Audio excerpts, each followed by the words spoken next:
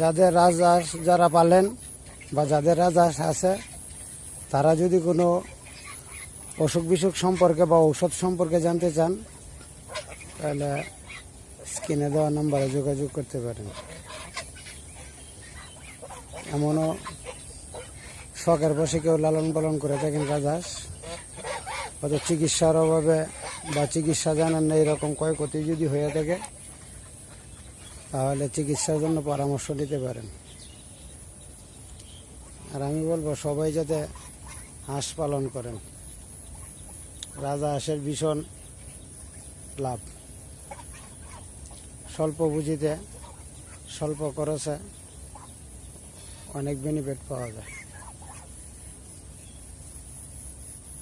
কখন কি ঔষধ ব্যবহার করতে হবে, কখন কি খাওয়াতে হবে, কখন কিভাবে